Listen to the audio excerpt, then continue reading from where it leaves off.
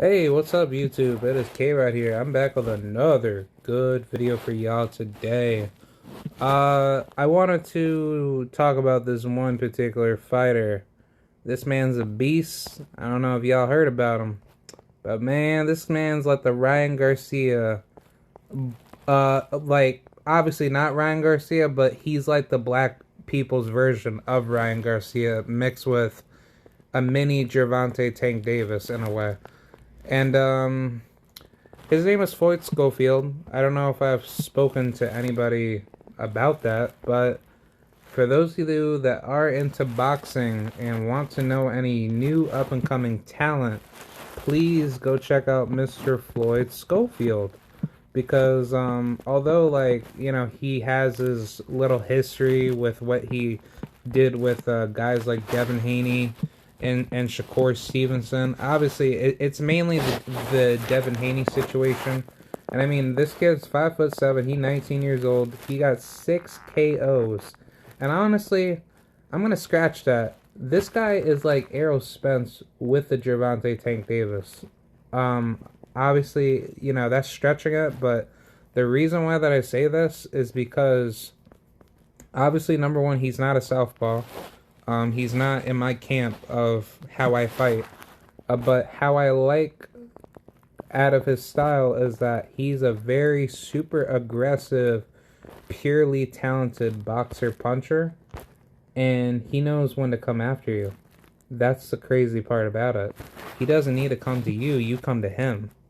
But with Floyd, is that Floyd, he's so good. And if you take a look at how he fights, he has insane power to the body.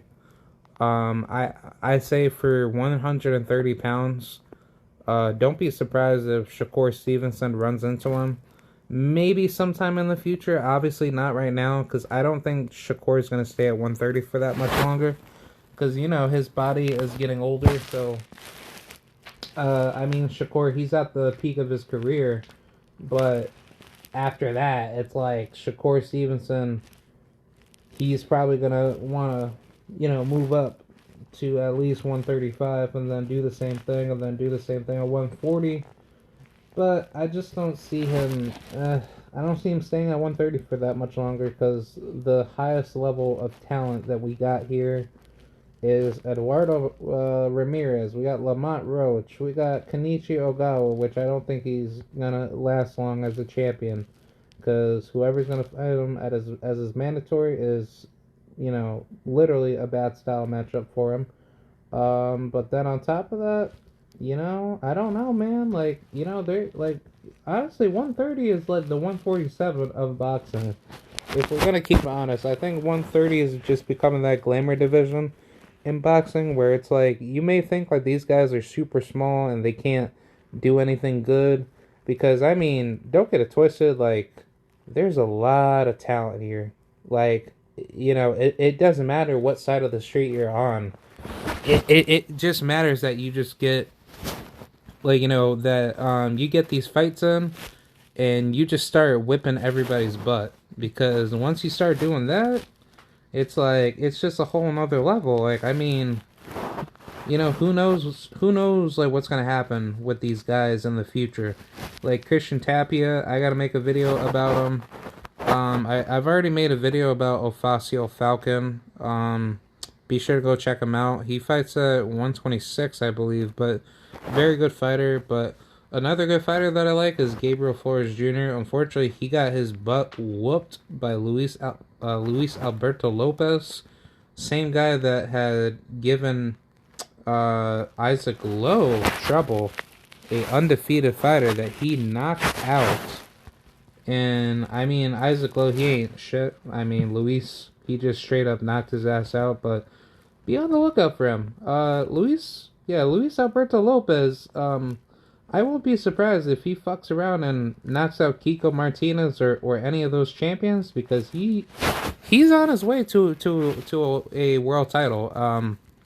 He is he's nothing to mess around with, and that man can literally jump up from weight class to weight classes, and I think this is actually a really tough fight for Abraham Nova in the future, but I don't think this fight is ever going to happen anytime soon. But I think Abraham Nova stylistically can definitely beat him. But be on the lookout for him. He is a very, very dangerous puncher.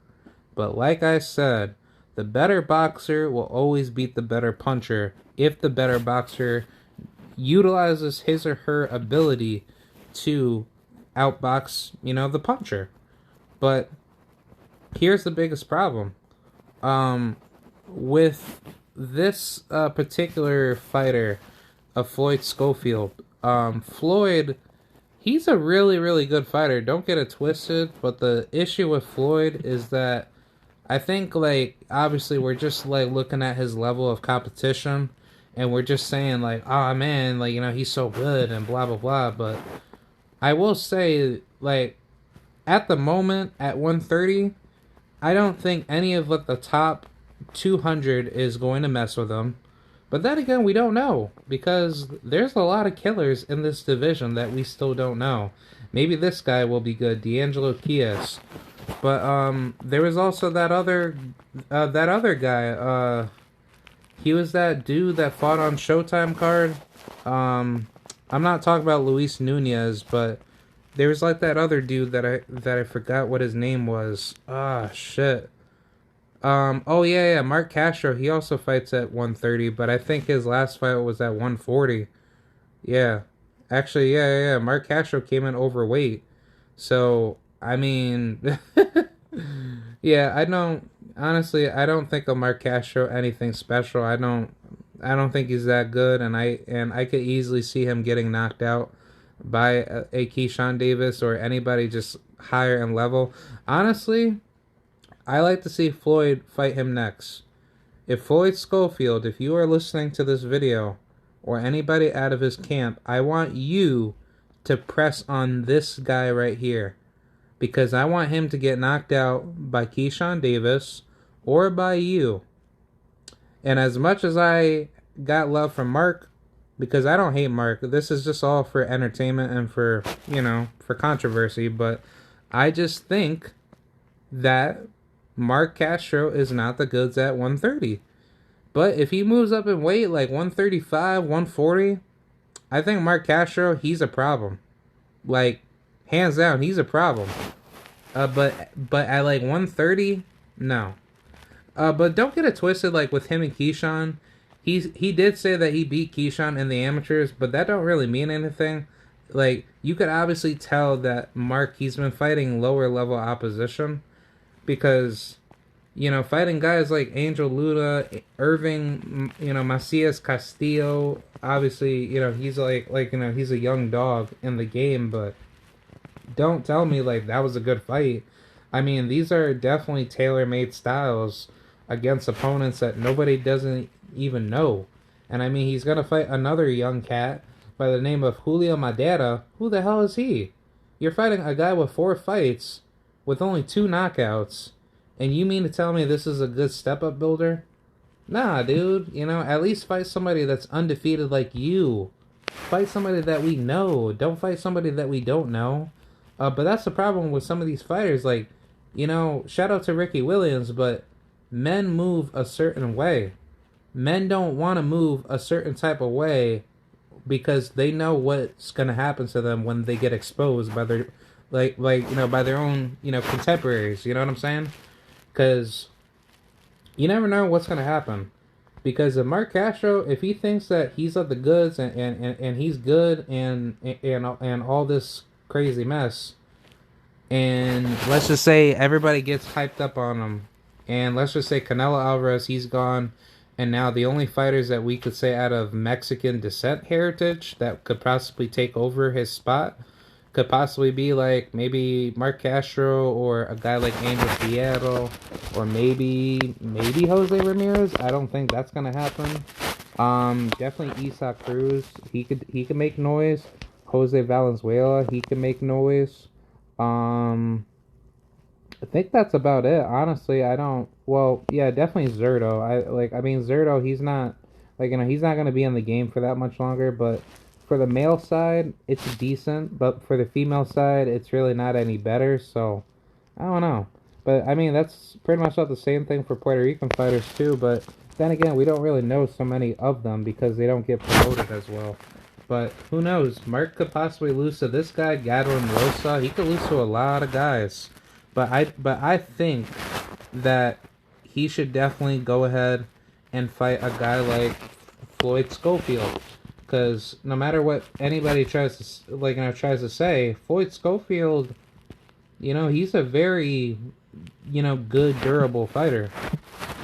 And I think the biggest issue is just that he's just not being given the fights right now because, he's a young, up-and-coming fighter that's, trying to get his experience and shit.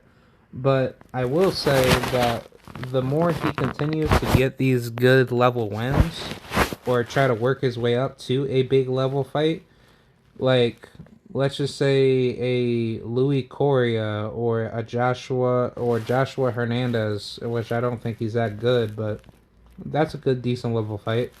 Or Rene Gueron, that's a good fight. Or I may be pushing it, but maybe how about Carlos Balderas? Hey, Carlos, I know that you guys probably listen to me. Whoever's out of the Mexican community of boxing, minus you racist dipshits, but if Carlos Balderas, if you want to come get this smoke, I suggest you go ahead and knock on Floyd Schofield's door, because I will definitely pay the crap out of that fight, because that's a fight. See, now, Bruce Carrington, he might be in the mix at 130, but I think he fights at 126 if I'm not mistaken. But I wouldn't mind Bruce Carrington and Floyd Schofield. Well, why not? That's a damn good fight. But there's so much competition. There's so much competition. Like, that Nunez guy that fought Carlos Ardieta, that's a damn good fight for Floyd in the future. Like, I think Floyd Schofield needs to be moved a little bit faster. Not saying to push it up the competition yet, but give him, like, guys that are 5-0, 6-0, 10-0. Give him guys that have gone rounds, and then we could see how fast he's developing. Because I think he can beat some of these guys at the top 50, to say the least. Unfortunately, I think he could beat a guy like Jason Velez. I think he could beat a guy like Thomas Mattis. I think he could beat a guy like Francisco Fonseca. I think he could beat a guy like, Elliot Chavez. Like, a lot of these guys that are just posted here on BoxRec, they don't really surprise me. Gabriel Forest Jr., I truly believe he could beat him too. He actually hasn't even been active since September. That's sad. I think it's just due to the damage that he took from Luis Lopez, but I don't hold any punches against him, man. He's a good fighter, and he just needs to get back up on his feet and just work on the fundamentals, and then he could definitely make himself good enough to be up there. It's just, I think him being worked with his father is just not a good look. Obviously, like, we haven't really, seen any good success with father-son relationships in boxing, but I think it's better for Gabriel to find a good team that cares about his career and guys that are willing to elevate him to the next level to be that type of guy that everybody wants to take a look at, because he does have a good fan base, but at the same token, you need to have a good team around you, and I think his father just didn't do a good job in that fight, and I think Gabriel Flores Jr., he deserves a better team, and he should be with higher level trainers that's going to work better with his style. But that's just my, opinion. But that's pretty much it about Floyd Schofield, man. I don't have anything up against Floyd Schofield with, like, the whole Devin Haney situation. Y'all know that I'm a huge, Devin Haney fan, and it's Team Haney over here. Same thing with Team EJ, Team Tank Davis, or Team Puerto Rico. Minus, a couple Puerto Ricans that I don't like, but still, as far as, like, the whole generality, Puerto Rican boxing is heavily sponsored on this channel. hey, if somebody wants to sponsor me, go right ahead. But nah, but I don't really care so much about that. But nah, man. I'm just having fun, doing what I love to do. And hey, if it does become a good financial gain, I'll go for it. But I just wanted to give you guys a good little video on Mr. Floyd Schofield. Please go check him out. They call him Kid Austin down in Texas, and I hope he does very well in his upcoming fight. That opponent should be a good, decent, durable opponent, because that will be for a WBC NABF type of title, if I'm not mistaken. But no, I think that's a really good step up in the right direction. And I think Floyd, he's ready for world title contention. Obviously, it's not to say that he can't, contend at the high level yet, but at least give him, undefeated fighters, so that way, like we could see him in there with the top best. And I think he could beat a lot of these young killers that everyone says, that they're good. I think he could beat maybe a Raymond Savage Ford, or maybe, honestly, Raymond Ford. That's a tough fight. I don't know about that. That definitely needs to be solved in the ring. But maybe Floyd. Yeah, maybe Floyd Diaz. Yeah, Floyd Diaz. I know that he fights at 130 if I'm not mistaken. But yeah, like I mean, there is so much damn competition. Oh wait, yeah, Floyd Diaz, he fights a bantamweight. I'm sorry, but shit. But I could have sworn Floyd Diaz actually was at 130. But I'm sorry about that. But I actually wouldn't mind a Jaime Arboleda. Yeah, right. Same guy that got knocked out by Chris Colbert. But I think that's a good fight too. But who knows? That's pretty much it, man. Let me know what y'all think, and I'll get up out of here. And like we'll chop it up more on Floyd Schofield another day. But I just wanted to get this video to help him, to help him out, to promote his name. And yeah. Alright, so I'll see you guys later. Have a great day. And shout out to the mighty, mighty, mighty LDBC. Peace. I'm out of here, y'all. Alright, thank you. And hasta luego. Alright, bye.